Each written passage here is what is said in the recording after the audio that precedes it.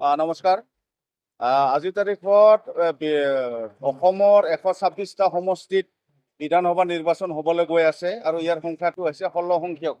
16 সংখ্যক বাৰৰ কাৰণে বিধানসভা নিৰ্বাচন হ'বলৈ গৈ আছে আৰু আজিৰ তাৰিখত গোটেই বিভিন্ন ৰাজনৈতিক দলবিলাকে নিজৰ দলটো কেনেকৈ শ্ৰেষ্ঠ প্ৰতিপন্ন কৰিব পাৰে তাৰ কাৰণে বিভিন্ন দলৰ মানুহে স্পক পাৰ্চনসকলে নিজৰ দলটোক শ্ৰেষ্ঠ প্ৰতিপন্ন কৰাৰ কাৰণে বিভিন্ন কথা অৱগত কৰিছে। আমি লক্ষ্য কৰিছোঁ যে আজিৰ তাৰিখত বিটিচিৰ মাত্ৰ 15টা সমষ্টি আছে। এই 15টা সমষ্টি ঘৰগত কৰি প্ৰমোদ বড়ো ডাঙৰীয়াৰ নেতৃত্বত UPPL দলে এক শক্তিশালী ৰণনীতি লৈ কেনে অপ্ৰতিৰোধ ৰূপত অকলে নিৰ্বাচন খেলিবৰ কাৰণে আমি আগবাঢ়িছোঁ।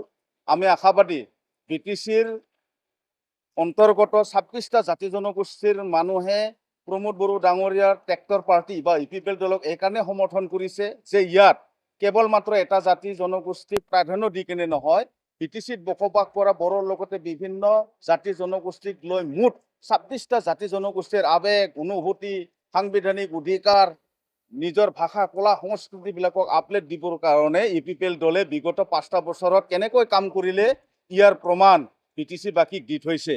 তো আজিৰ তাৰিখত এই প্ৰশ্নবিলাকো আহিছে যে প্ৰমোদ বড়ো ডাঙৰীয়া ৰাজ্যসভাৰ সাংসদ মানে বিটিচিৰ প্ৰাক্তন CEM তথা MCLA, তো তেওঁ সাংসদ হিচাপে তামোলপুৰ সমষ্টিৰ পৰা বিধায়ক হৈ জিকি যোৱাৰ পিছত তেখেতে তেওঁ সেইটো ৰিজাইন দিব, কিবা দিব কৈ আছে। এই কথাবিলাক এইটো ৰাজনৈতিক ডায়লগ মাথো, ইয়াৰ বাহিৰে কোনো যুক্তিযুক্ততা ইয়াত নাই।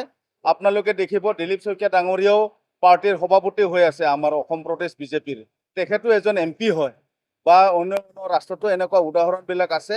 তো এইটোৱে কথা ক'ব বিচাৰিছোঁ যে বিটিচিবাসীক বিটিআৰ শান্তি চুক্তিৰ সমগ্ৰ দফাবিলাক ইমপ্লিমেণ্ট কৰিবলৈ যাওঁতে ৰাজ্যসভাৰ সাংসদো আমাক দৰকাৰ, বিধায়কো আমাক দৰকাৰ। গতিকে এইবিলাক লক্ষ্য ৰাখি আমাৰ UPPL দলে বহু চিন্তা চৰ্চাৰ অন্তত প্ৰমোদ বড়ো ডাঙৰীয়াকো মানে তামোলপুৰ সমষ্টিত বিধায়ক হিচাপে নিৰ্বাচন খেলাৰ কাৰণে আমাৰ দলে সিদ্ধান্ত গ্ৰহণ কৰিছে।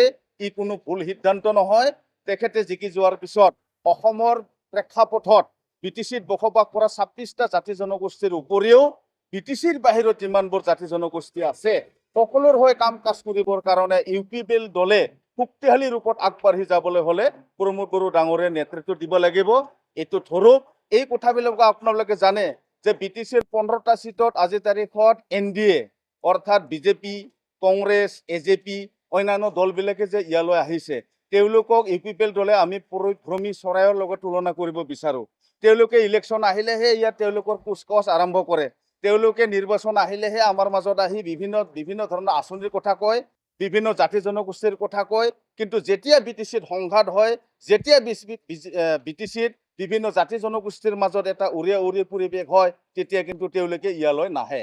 যেতিয়া বিটিচিত ফলে ফুকাৰে হ'ব, ধান খেতি হ'ব, পৰিভ্ৰমী চৰাইবিলাক অহাৰ দৰে নিৰ্বাচন অহাৰ কাৰণে NDA দলৰ প্ৰাৰ্থীসকলে আমাৰ বিটিচিত আহি তেওঁলোকে নিজৰ খেতিটো কৰিবৰ কাৰণে আগবাঢ়ি ইয়াত আহিছে।